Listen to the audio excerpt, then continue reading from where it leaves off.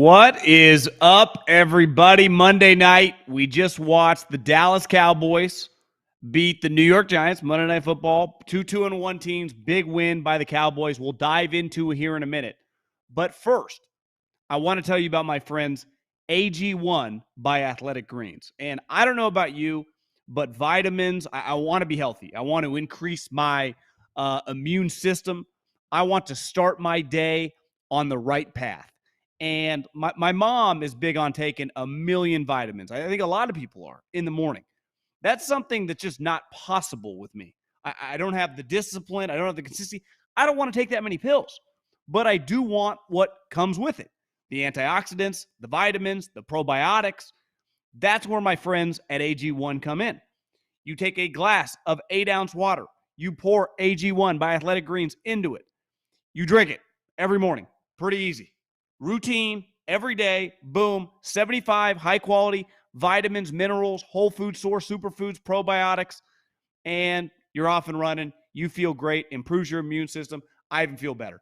To make it easy, Athletic Greens is going to give you a free 1-year supply of immune-supporting vitamin D and 5 travel packs with your first purchase. All you have to do is visit athleticgreens.com/3andout. Again, that is athleticgreens.com/3andout to take ownership over the health and pick up the ultimate daily nutritional insurance. Let's dive into some football.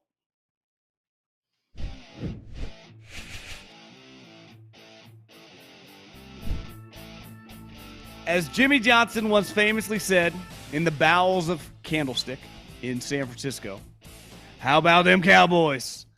And let's face it, when Dak Prescott hurt his finger, I, like probably many of you, said the season was over. So before we get into the famous quarterback controversy that Jerry Jones sneaky started this week, he's the one that threw it out there. Let's just give Cooper Rush, separate from any of the noise, any of the craziness that's about to come, because it's coming. Why? It's the Cowboys. That's what happens with the Lakers, the Yankees, the Cowboys. When you get involved in this stuff, it takes on a life of its own. The SEC, it's coming. There is no stopping the floodgates from opening. But I think we need to tip our hat, because I once famously said Jimmy Garoppolo is the best backup in football. And what we saw against Denver, I'm not going to necessarily jump off the bandwagon, but Cooper Rush has played better this week for sure than Jimmy Garoppolo. And Cooper Rush now has started 3 games. 1 last year, 2 this year. He's 3-0. And let's face it, these last couple games feels like he's saving their season, because most teams, if their quarterback goes out for a while, their season is over. Think about last year. Russell Wilson with Seattle had hurt his finger. What happened? Geno came in. They started losing games. Season over. 7-10. Now, Russell came back, didn't play that well. Regardless, you don't need to be some quarterback guru, Andy Reid, Mike Holmgren, Sean Payton, to realize Cooper Rush is pretty good. Like, that's pretty impressive. Now, are the 2022 New York Giants the 1986 New York Giants? No. But still, Monday Night Football, a lot of pressure. Quarterback of the Dallas Cowboys, given it's kind of all on you. You got your wide receivers dropping balls left and right. I mean, CeeDee Lamb had one of the worst stretches for a good player you will see. I hate to, you're going to drop a ball that's wide open. I'm not big on smiling and laughing. Just kind of run back to the huddle, man. Now, he made up for it down the stretch of the game. Obviously had basically the game-winning touchdown catch one-handed. Had a great, I think, 3rd and 5 or 3rd and 1 catch where he got tackled right at the sticks. So he made up for it. But CeeDee Lamb, let's face it, the hype is not quite living up to the talent, even though he has some flash plays. But regardless, Cooper Rush looked excellent. Now, let's just, talk about the reality of the situation, because it's not going to stop. I like Dak Prescott as a guy. He's an easy human being to root for. Everything we've ever seen since the moment he came into the league, you're like, that's a high-quality guy. That's the type of person I would want to be around. Obviously, from an athletic standpoint, pretty damn good athlete. From an arm standpoint, here's a reality. He's probably got a bottom 5 arm in the NFL for a starting quarterback. He does not have a good arm. And he hasn't played, was terrible in the playoff game, and looked awful before he got injured against Tampa. Now you could say Niners defense is good, Tampa's defense is good. Still, I've always said, I have no problem having Dak Prescott as my starting quarterback, but the moment they gave him $160 million, I'm like, I'm out. He's like, to me, not remotely close to being worth that. And you're like, well, the stats and the numbers, I don't give a shit. Here's what I know. Good teams are not afraid to play that guy. You know who they're afraid to play? Herbert, Mahomes, Allen, Lamar. I mean, all the good, hell, even Kyler. Kyler doesn't even study. He makes you nervous. You don't sleep well at night. Why? He's way more talented than Dak Prescott. And I put this out on the social media streets, and people think I'm being a hater. And I'm not. Because being a good player in pro sports means doing it over and over and over again. Sustaining play. And while Dak Prescott is not a perfect player by any means, we consider him a good player because he has a long body of work. And that is hard to do. A lot of players and backup players are not able to do it. It's why they're backups. The difference between starters and backups aren't always like physical attributes, arm strength, speed. It's about the consistency to execute. And what football is about more than just, we talk about it all the time, just athletic ability or arm strength. It's about executing the plays. You're playing in a team environment. And Dak Prescott, over a long period of time, has proven to be pretty darn good. You know, when I say pretty darn good, somewhere between, I would say, 11 and 14 quarterback in the NFL. In my opinion, he's never been a top 10 quarterback. But there's nothing wrong. If you have a good team, and now the Cowboys have a good defense, you got good weapons on offense, you can win 11, 12 games. But once you get to the playoffs, it leaves a little something to be desired. And when you look at Cooper Rush, the talent, I'm not saying the player, because Cooper's only had to start 3 games in the NFL. So what would he look like over 50 starts? No one knows. Maybe time will tell. But from a talent standpoint, I don't see any different. I mean, they both have pretty good arms, average arms. I don't know. Dak, like I said, relative to the rest of the NFL starters, you know, is toward the bottom of the NFL. I would say he's definitely bottom 10. Cooper Rush, arm looks about the same. Maybe Dak's a little faster. Maybe he's a little quicker to get rid of the ball. I just don't see the difference. Now, I'm not arguing that if he just starts the rest of the season, he's going to look like this week in and week out. But when they've asked him to go in, he's looked pretty darn good. And once upon a time, some injuries happened. Dak came in and they never looked back. The difference here is they invested a ton of money last year into Dak Prescott. The guaranteed number is super high. But even Jerry said it himself, like, hopefully this guy plays so well that it becomes a problem, that it becomes an issue. And that's part of the Cowboy story, is their owner talks. The owner can't keep his mouth shut, which is fun for us, which is, you know, the roller coaster ride of the NFL following the Cowboys, is Jerry couldn't even help himself. And then you have a moment like this, Monday Night Football, dude throwing dimes, dude throwing game-winning touchdown passes. You're like, well, would it look that much different with Dak Prescott? I don't know. I've been watching Dak Prescott the last couple of years. I've never really saw it. The Cowboys have always liked him more, I think, than a lot of us. And when they gave him that money, we all went, but this is, if Cooper Rush keeps playing like this, I don't know exactly when Dak's going to come back, another couple weeks, another 5 weeks. They keep winning. This conversation is not going to go away. And here's the crazy part.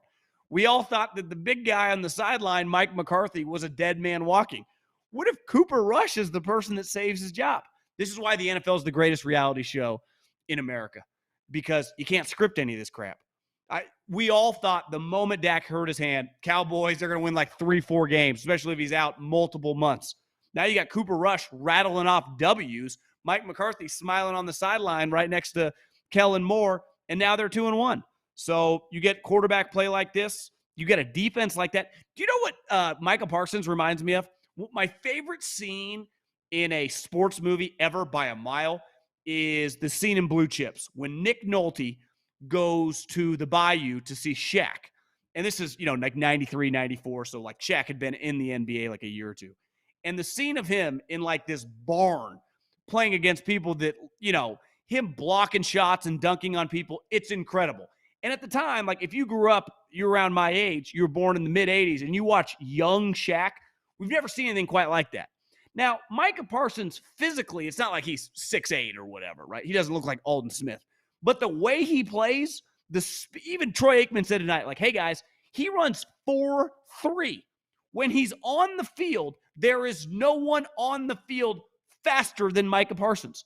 Then he's got these spin moves, these power moves. He's like Derek Thomas with a little bit of Lawrence Taylor. Like, the hype on this guy is real. I mean, the two best players tonight on the field came from Penn State. Both athletic freaks, both 4-3 guys. And what's cool about the Giants guy in Saquon Barkley is, sometimes with running backs, the wear and tear, you have a major injury, we just kind of write you off because we see guys churn through players. All of a sudden, a running back has a couple years and then he's shot. Saquon had an ankle injury, then he tears ACL. We're like, how's he ever going to get it back? And if you watch him this year, he's got his speed and explosion back. And when you are that fast and you're already just that talented, he's always had great balance. He's already had great vision, his ability to change direction and cut and get to angles. He's always been natural at that. But when he lost his speed, it wasn't the same. He could get hawked. Well, you saw tonight on the touchdown run, made a guy miss, broke a little tackle, gets the edge, no one's catching him. And it's fun to see an elite talent. Like Micah Parsons is just an elite talent kicking everyone's ass. Saquon Barkley was an elite talent doing that, lost it, and now it feels like he's getting it back. And it's just, as a fan, running back's my favorite position. And I got to give Brian Daboll some credit. The knock on Saquon Barkley was never his ability to catch, was never his ability to run, was never his ability to make a guy miss. He would not pass or protect. It's always actually been a knock of Adrian Peterson's, which is ironic because Adrian Peterson is like as big as linebackers. He just would not pass protect, wouldn't do it. And tonight there was a play when Anthony Barr had broke through the line and Saquon takes him on. He kind of gets run over, but even Troy's like, you just put your face in front of him and willing to take it on. That's enough to slow down the rush. So the Giants coaching staff, that's a well-coached team. To go from Joe Judge the last couple of years, which was basically a Freddie Kitchens, Jim Tom Sula level embarrassment. Like, ironically, Freddie Kitchens was on a staff. Like, that's a Joe Judge buddy. It was a joke. I mean, no one can ever forget the 3rd and 8 quarterback sneak. I mean, that's just, you don't ever shake that. Like, that's on your resume for life. No one can ever look at Joe Judge, the football coach, the same. Ironically, Bill Belichick takes him back. It's like, oh, come coach my quarterbacks. I mean, I wouldn't have done that, but hell, Bill's a little crazy. Brian Daboll's a real coach. And you watch him on the sideline, the fire, he just fits New York. And clearly, like I said, a couple weeks back, the difference with him and all the other Belichick guys, he left for a while. And you can tell, like, this guy came ready. Now, I don't think the Giants are that talented. I think they're one of the worst teams in the league roster-wise. Their quarterback is not good. Like, this is the last year Daniel Jones is going to be the quarterback of the Giants. For them just to be in all these games, obviously they won the first 2. They were in this game. They're going to be in games for a while, is a reflection of Brian Daboll. Like, I'm not trying to anoint him as like the next great coach, but he clearly knows what he's doing. And the bar for the New York Giants is just simply that. I mean, they went from Pat Shurmur, who's just a terrible coach, Joe Judge, completely over his skis, to Brian Daboll, just a real NFL coach.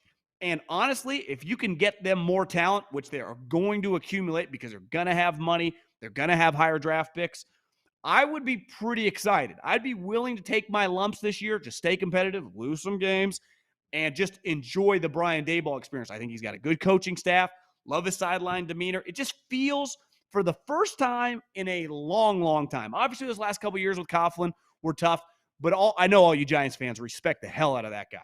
He was obviously a championship-winning football coach, but ran just a legitimate operation. It feels like Brian Daboll's kind of cut from that mold, and I would be excited if I'm a New York Giants fan for sure.